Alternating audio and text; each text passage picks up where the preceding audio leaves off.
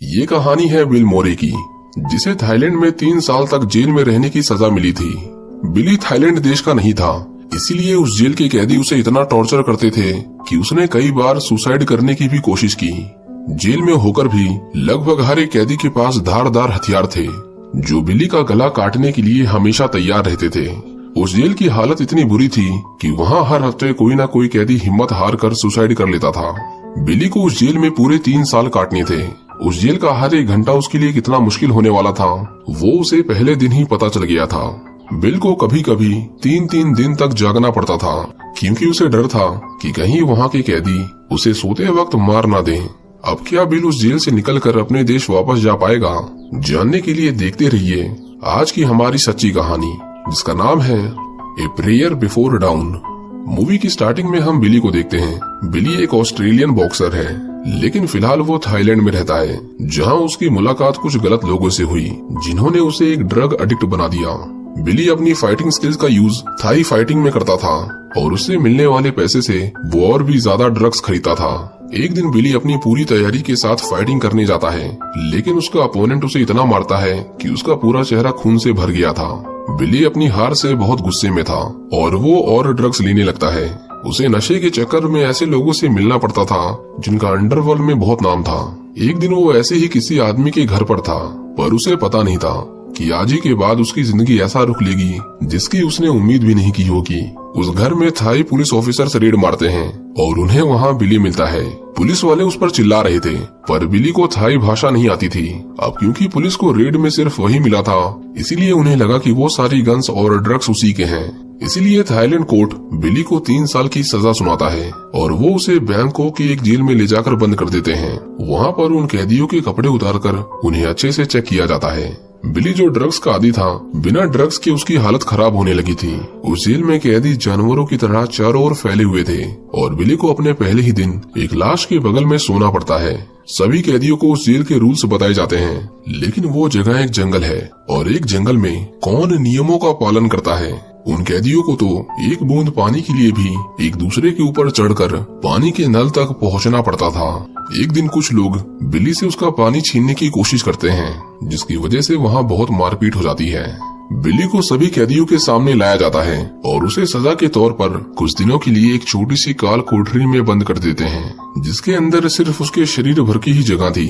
उसे बैठकर ही सोना था और बैठकर ही जागना। इसके बाद पुलिस वाले उसे एक दूसरी जगह पर शिफ्ट कर देते हैं और अब बिली जिन लोगों के बीच में था, उन्हें इंसान कहना भी इंसानों की तौहीन होगी। उनके लीडर का नाम कैंग था। वो चार्ली की रैगिंग करता है और उसे पुशअप करने को कहता है और बार बार उसके कपड़े उतारे जाते हैं। बिली उसे अपना गुस्सा दिखाता है, लेकिन वो अकेला था। एक रात जब बिली टॉयलेट करने जाता है तो गैंग के लोग उसे दबोच लेते हैं और उस रात उसके सभी लोग एक लड़के का गैंग रेप करते हैं। वो बिली को किसी को ना बताने की धमकी देता है।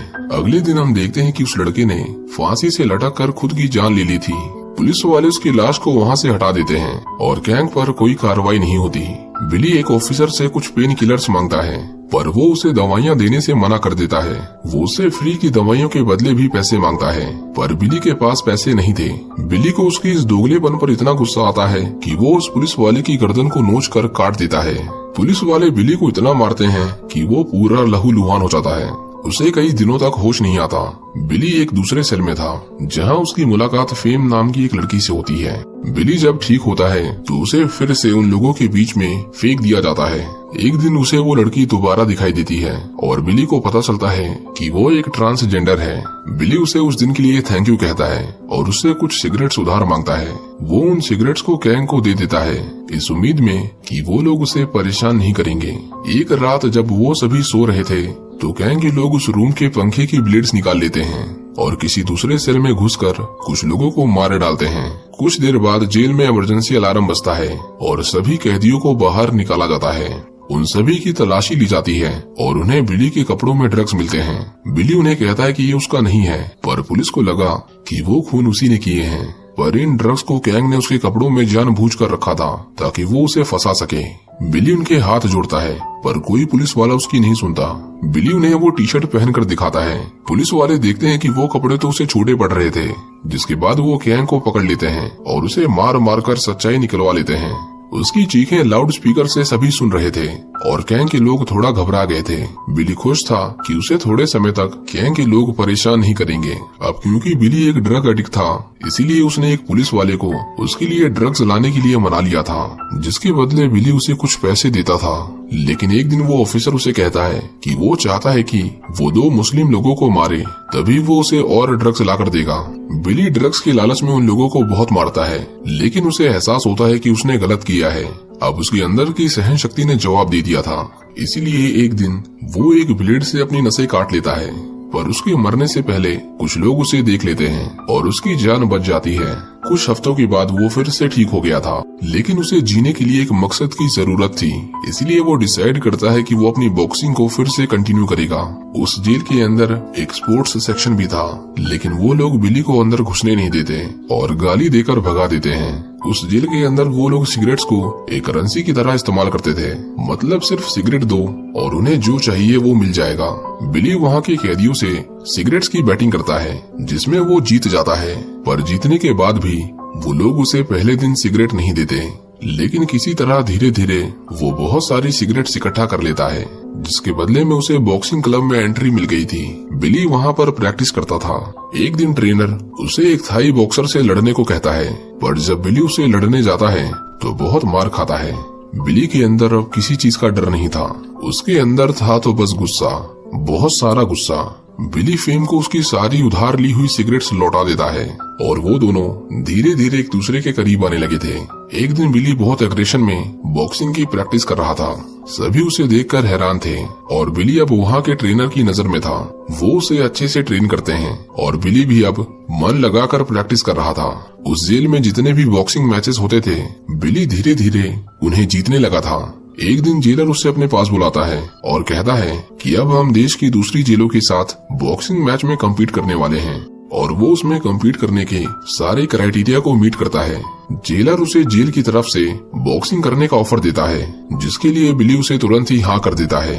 बिली पहला फॉरेनर बॉक्सर था जो जेल की थाई बॉक्सिंग में कम्पीट करने वाला था, लेकिन उसके पास खुद को ट्रेन करने के लिए सिर्फ 2 महीने थे। जेलर उसका ट्रांसफर बॉक्सिंग सेल में करवा देता है। वहाँ पर वो कैदी थे जिनके अंदर थोड़ी बहुत इंसानियत बची हुई थी। जब बिली अपने सेल से जा रहा था तो गैंग के लोग उसे जलन की निगाहों से देख रहे थे, लेकिन उसमें से कुछ लोग उसके जाने से खुश भी थे कि कम से कम कोई तो इस नरक से निकला। नए सेल के अंदर बिली की लाइफ बहुत अच्छी थी, उसे परेशान करने वाला अब कोई नहीं था, लेकिन इन सब की एक कीमत थी, जो था वो बॉक्सिंग मैच। अगर वो उसे हार जाता है तो वो लोग उसे दोबारा उसी नरक में फेंकने से पहले एक बार नहीं सोचेंगे। सभी मिलकर बिली को स्ट्रॉन्ग करने में जुटे हुए थे, लेकिन एक दिन बिली देखता है कि फेम किसी और लड़की के साथ थी। वो उससे इसके बारे में बात करना चाहता था, पर वो उसे वहाँ से जाने के लिए कहती है, जिससे बिली को बहुत गुस्सा आता है और वो उसके ऊपर चिल्लाने लगता है। वो उसे चीटर कहता है। बिली को बार बार उसी की याद आ रही थी, इसलिए वो ठीक से प्रैक्टिस नहीं कर पा रहा था। वो अपने साथ के अपोनेंट को खुद को मारने के लिए कहता है, लेकिन जब वो ऐसा नहीं करता तो बिली उसे ही मारने लगता है। पुलिस वाले उसकी इस बर्ताव को देखकर उसे फिर से जेल में डाल देते हैं, लेकिन बिली का गुस्सा अभी भी शांत नहीं हुआ था। जैसे जैसे दिन बीतते जाते हैं, बिली को एहसास होता है कि ये गुस्सा उसके लिए ठीक नहीं और वो उसी जेल के अंदर प्रैक्टिस शुरू कर देता है। पुलिस वाले जब उसे जेल से निकालते हैं तो बिली अपने सेल में दोबारा जाता है। उसके साथी कैदी उस पर बहुत गुस्सा थे। बिली उन लोगों से अपने किए के लिए माफी मांगता है। उन सभी ने उसे माफ भी कर दिया था और वो फिर से बिली को ट्रेन करने लगते हैं। बिली अब शांत रहने के लिए मेडिटेशन करने लगा था। एक दिन उनके सेल में कैदियों का मन बहलाने के लिए एक सिंगिंग प्रोग्राम अरेंज किया जाता है, जिसमें फेम गाना गाती है। बिली उसे गाता देखकर बहुत खुश था, क्योंकि वो समझ गया था कि ये उसकी दुनिया नहीं है। उसे अपने घर वापस जाना है, जहाँ उसका परिवार उसका इंतजार कर रहा है। एक दिन बिली को गैंग के लोग चारों तरफ से घेर लेते हैं। गैंग उससे पैसे मांगता है, पर बिली के पास पैसे नहीं थे। गैंग को HIV की बीमारी थी। वो अपने इन्फेक्टेड खून से बिली को भी इन्फेक्ट करने वाला था, ताकि वो बीमार हो जाए और बॉक्सिंग मैच में कम्पीट न कर पाए। बिली उसे कहता है कि बॉक्सिंग मैच जीतने के बाद उसे जो कुछ भी मिलेगा वो उन्हें दे देगा, जिसके बाद वो उसे छोड़ देते हैं। बिली को पता था कि उसकी लाइफ आसान नहीं है, लेकिन आगे जो होने वाला था उसके लिए वो शायद कभी तैयार ही नहीं था। एक दिन प्रैक्टिस करते करते बिली को पेट में दर्द होने लगता है, लेकिन वो अपने ट्रेनर को कुछ नहीं बताता और अकेले में जाकर खून की उल्टियां करने लगता है। बिली अधमरी हालत में वहीं पर पड़ा हुआ था। अगले दिन हमें पता चलता है कि ड्रग की ओवरडोज और बॉक्सिंग की वजह से बिली को हार्निया नाम की बीमारी हो गई है। हार्निया में पेट की आंतें अपनी प्रोटेक्शन वॉल से डिसलोकेट हो जाती हैं, जिससे इंटरनल ब्लीडिंग होने का खतरा होता है। डॉक्टर्स उसे बताते हैं कि अगर उसने ये फाइट की तो इसमें उसकी जान भी जा सकती है, इसलिए वो उसे पीछे हटने की सलाह देते हैं।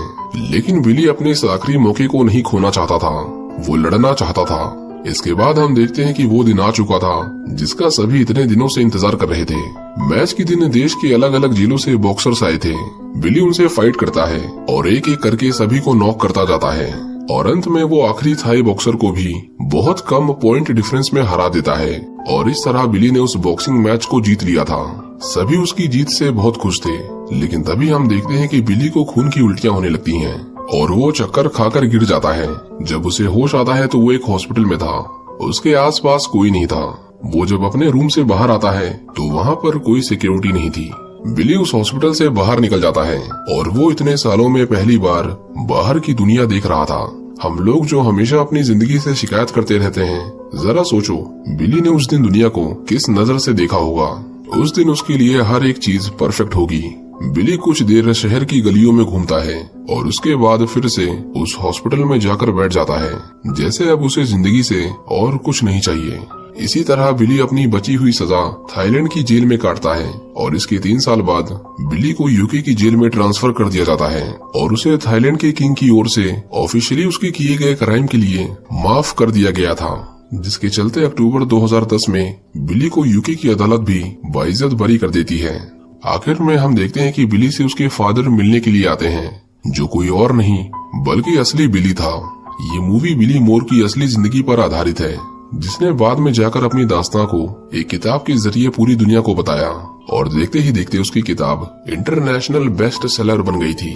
बिल मोर ने थाईलैंड में अपनी 3 साल की सजा काटने से पहले सिल्वेस्टर स्टैलोन के साथ भी काम किया था, जो हॉलीवुड के एक बहुत बड़े एक्टर हैं, लेकिन एक ड्रग एडिक्ट होने की वजह से उसे गलत लोगों की संगत में आना पड़ा। ऐसा किसी और के साथ ना हो, इसीलिए बिल अब उन लोगों की मदद करता है जो नशे की आदी हैं। और इसी के साथ ये कहानी यहीं खत्म हो जाती है। उम्मीद करता हूँ कि आपको ये मूवी पसंद आई होगी। Thank you for watching.